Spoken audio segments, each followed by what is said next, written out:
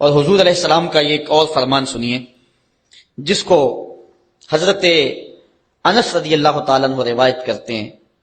حضور علیہ السلام نے ارشاد فرمایا، من صلی علیہ فی یوم الف مرہ لم یمت حتی یرا مقعدہ من الجنہ، جو ایک دن میں 1000 مرتبہ میرے اوپر درود پڑے وہ اتنی دیر تک مرے گا نہیں جب تک جنت میں اپنا ٹھکانہ نہیں دیکھ لیتا۔ یہ اللہ تعالیٰ اس کو خاص نور نصیب فرمائے گا۔ اور آئیے سنیے حضور علیہ السلام کیا ارشاد فرما رہے ہیں۔ حضرت ابو درداء رضی اللہ تعالی عنہ سے روایت ہے، امام ابن ماجہ نے اپنی سند سے اس کو روایت کیا ہے۔ قال قال رسول اللہ صلی اللہ علیہ وسلم اکثروا علی من الصلاۃ کل یوم الجمعہ فانہ مشہود تشہدہ الملائکہ۔ حضور نے فرمایا کہ ہر جمعے کے دن میرے اوپر کثرت کے ساتھ درود پڑھا کرو، چونکہ یہ یوم مشہود ہے، اس دن فرشتے حاضر ہوتے ہیں، تو جمعے کے دن کثرت کے ساتھ باقی دنوں کی نسبت میرے اوپر درود پڑھا کرو۔ تو وَإِنَّ أَحَدًا لَن يُصَلِّيَ عَلَيَّ إِلَّا أُرِدَتْ عَلَيَّ صَلَاتُهُ حَتَّى يَفْرُغَ مِنْهَا، اس لیے کہ تم میں سے جو کوئی میرے اوپر درود پڑھتا ہے جب تک فارغ نہیں ہو جاتا اس کا درود جو ہے وہ میرے اوپر پہنچا دیا جاتا ہے۔ کالا، تو حضرت ابو درداء کہتے ہیں قل، تو میں نے کہا وبعد الموت، حضور جب آپ اس دنیا سے چلے جائیں تو کیا اس کے بعد بھی یہ وظیفہ اور یہ عمل جاری رکھیں؟ حضرت ابو درداء رضی اللہ تعالی عنہ نے جو ہے یہ وضاحت حضور سے پوچھی، اور یہ بھی بڑے جلیل القدر صحابی ہیں، بلکہ صحابہ میں سے انتہائی متقی اور پرہیزگار صحابی ہیں۔ بلکہ حضرت ابو درداء کے بارے میں آتا ہے کہ فجر کی نماز پڑھ کے جلدی چلے جاتے تھے۔ ایک دن حضور نے روک کر کے کہا، ابو درداء کاہے کی جلدی ہوتی ہے کہ رکتے بھی نہیں، بہت جلدی چلے جاتے ہو؟ عرض کی، حضور میرے ہمسایوں کے گھر میں کھجور کا ایک لمبا درخت ہے، اور آج کل مدینے میں کھجوروں کے پکنے کا موسم ہے، اور سحری کے وقت ٹھنڈی ہوائیں مدینے کو سلامی دینے آتی ہیں، اور میں اس لیے جلدی جلدی چلا جاتا ہوں کہ وہ جو کھجوریں جھڑ کے میرے ویڑے میں گر جاتی ہیں بچوں کے اٹھنے سے قبل ہمسائے کے گھر میں پھینک دوں، کہیں میرا بچہ کوئی نہ کھا لے۔ اور ہماری سڑک سے گنے کی ٹرالی گزر کے تو دیکھیں۔ یہ دیکھیے حضور علیہ السلام کے صحابی کا عمل اور ان کی زندگی کے معمولات۔ یہ ہے حضرت ابو درداء رضی اللہ تعالیٰ عنہ، کہتے ہیں میں نے حضور سے کہا، حضور جب آپ اس دنیا سے چلے جائیں گے تو کیا پھر بھی درود آپ کو بھیجیں اور پھر بھی آپ پر پہنچتا رہے گا؟ تو سنو حضور نے کیا کہا۔ حضور نے فرمایا ان اللہ حرم علی الارض ان تاکل اجساد الانبیاء علیہم الصلاۃ والسلام، اللہ تعالیٰ نے مٹی پر حرام کر دیا ہے کہ وہ نبیوں کے جسموں کو کھائے۔ نبی قبروں میں زندہ ہوتے ہیں اور ان کو رزق بھی دیا جاتا ہے۔ حضرت ابن ماجہ نے یہ روایت بے اسناد جید، اچھی سند کے ساتھ اس کو روایت کیا ہے۔ بلکہ حضور نبی رحمت صلی اللہ علیہ وسلم نے ارشاد فرمایا کہ جب کوئی شخص میرے اوپر درود پڑھتا ہے تو اللہ تعالیٰ جل شانہ میری روح میرے بدن میں لٹا دیتا ہے، حتیٰ کہ میں اس کے سلام کا جواب دیتا ہوں۔ وہ کیا کسی نے کہا، شعر تو سادہ سا ہے لیکن اس حدیث کا ترجمہ ہے۔ وہ کسی شاعر نے کہا تھا کہ درود پڑھنے سے ثواب ملتا ہے اور سلام پڑھنے سے جواب ملتا ہے۔ اگر کوئی شخص حضور کی بارگاہ میں سلام پیش کرے تو اس کا جواب ملتا ہے، اور اہل حق حضور علیہ الصلوۃ والسلام کی بارگاہ میں اس سلام کو محسوس کرتے ہیں۔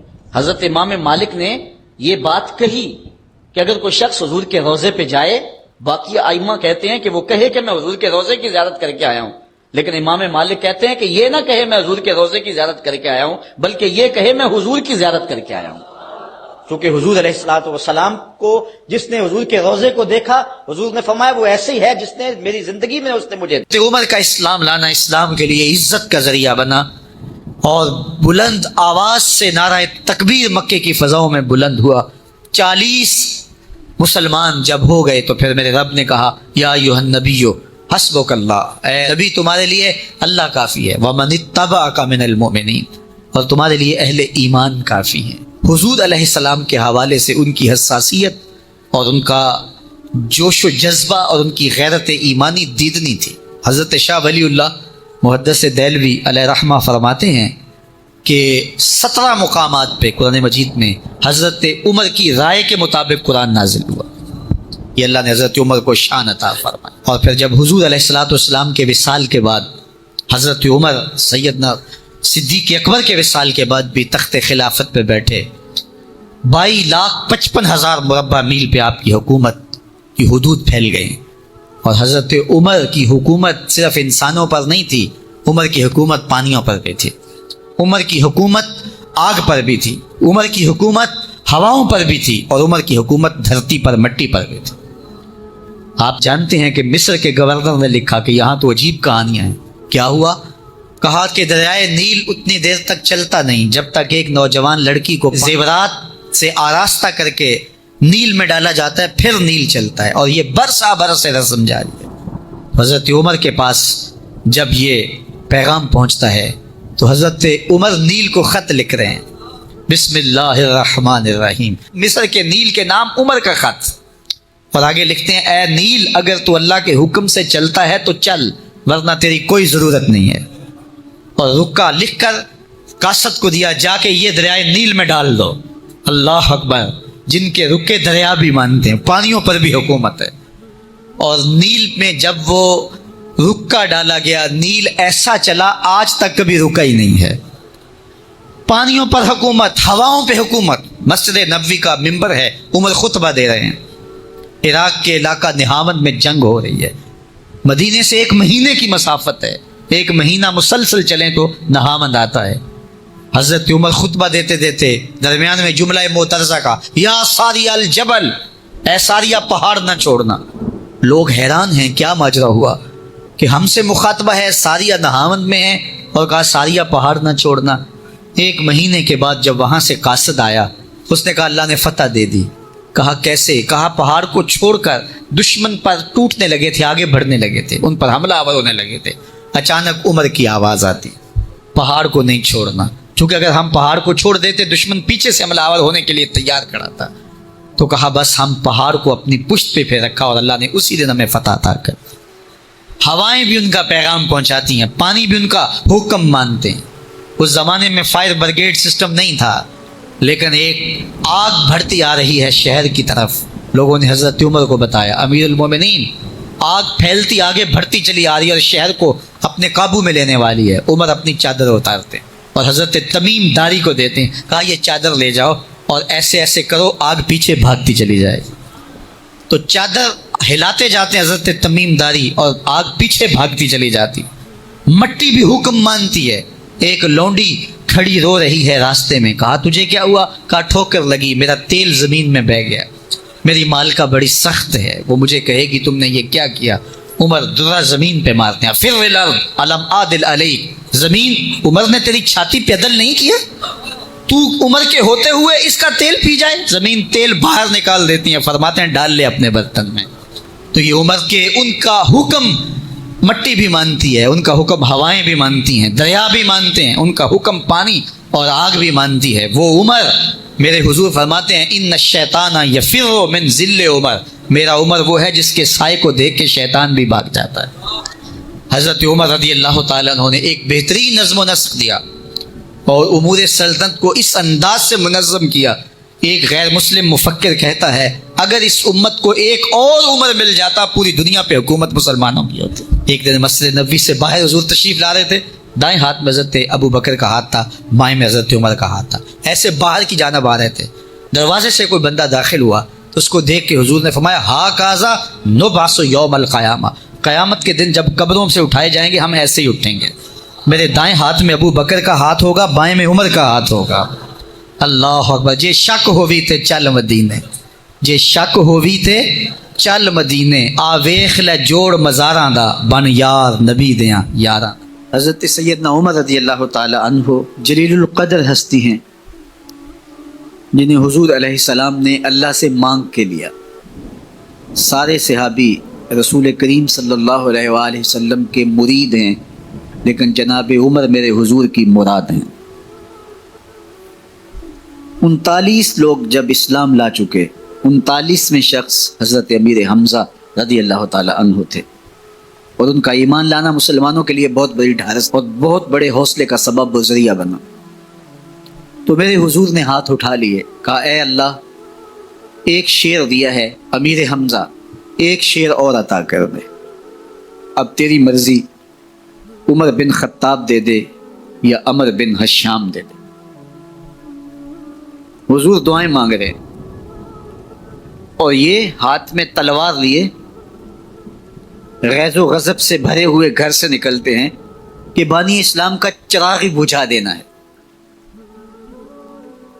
راستے میں ایک صاحب ملے اور کہا کہ عمر تیور کوئی اچھے نہیں لگتے، خیر تو ہے، کدھر جا رہے ہو؟ کہا چراغ اسلام بجھانے جا رہا ہوں، یہ روز کا مسئلہ ختم ہونے لگا ہے میرے ہاتھوں۔ مسکرا کے بولے گھر کی خبر تو لو۔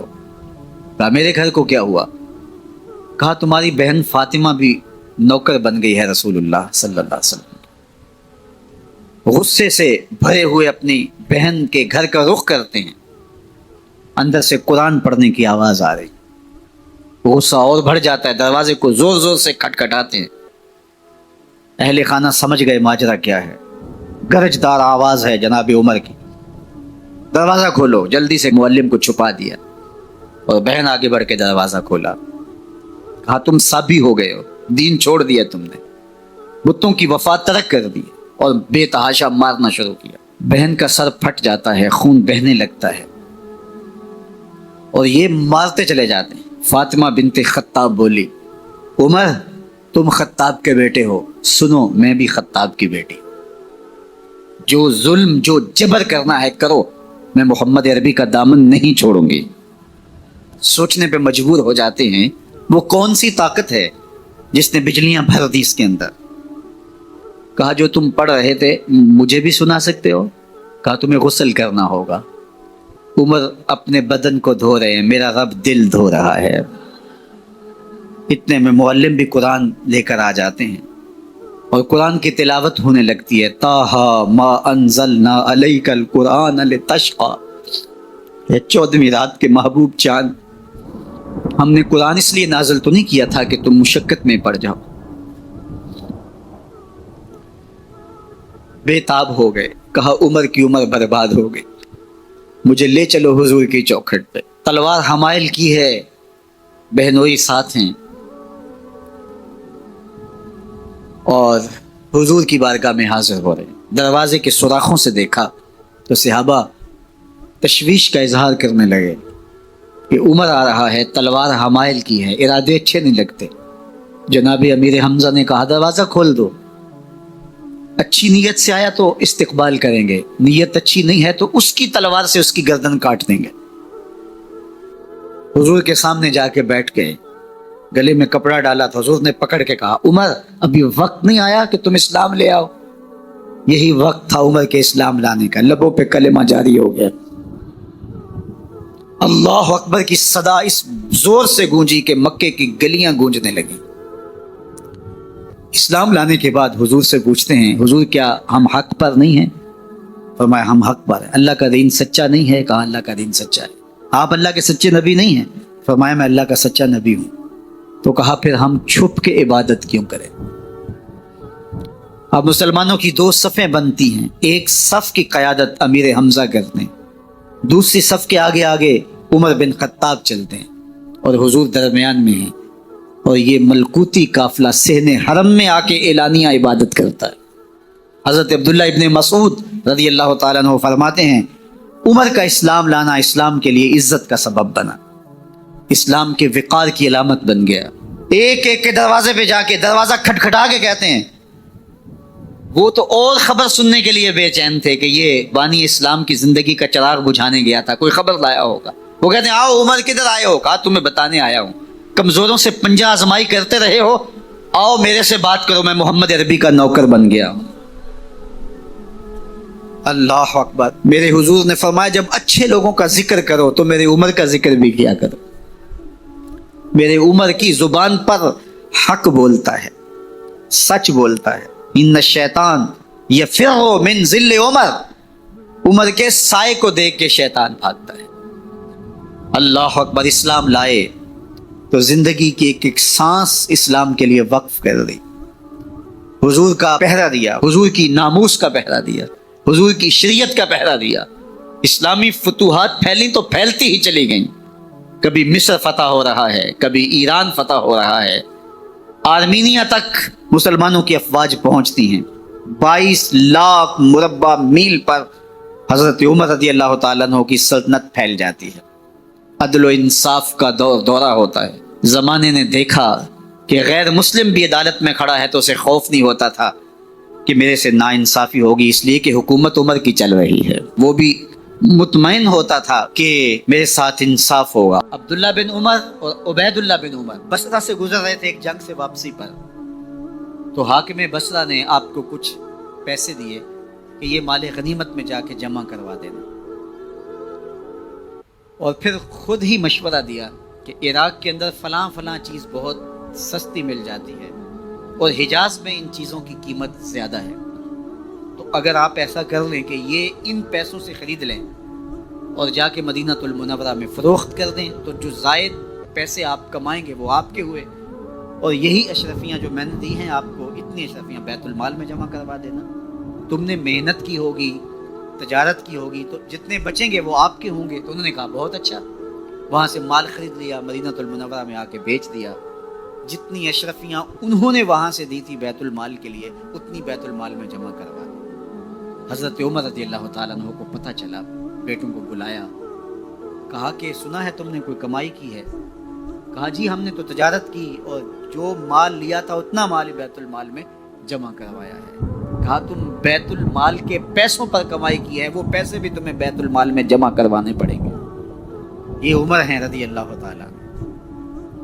रूमी शहनशाह की बीवी सलाम भेजती है हजरत उमर रज़ी अल्लाह ताला अन्हु की अहलिया को, तो वो 1 दीनार उधार लेकर के उसका इत्र खरीदती हैं और शीशियों में डाल करके उनको भेजती हैं कि चलो एक रवादारी का अच्छा सबूत फराहम किया जाए। तो वो वापसी पर उन्हीं शीशियों के अंदर कीमती मोती भर के बेचती हैं, जवाहरात भर के बेचती हैं। हज़रत उमर रज़ी अल्लाह ताला अन्हु फरमाते हैं लाओ ये सारे जवाहरात, सबको फ़रोख्त करते हैं, 1 दीनार उसको देते हैं, बाकी बैतुल माल में जमा कर देते हैं। तो जब अपनी ज़िंदगी इतनी मोहतात होगी, इतनी खूबसूरत होगी, तो फिर किस तरह कोई गवर्नर ज़्यादती कर सकता है। तो हज़रत सैयदना उमर रज़ी अल्लाह ताला अन्हु ने अपना तर्ज़ ज़िंदगी और अंदाज़ मुआशरत इतना सादा और इतना खूबसूरत रखा कि उसके मुताबिक तमाम गवर्नरों को ढालने की तलकीन की।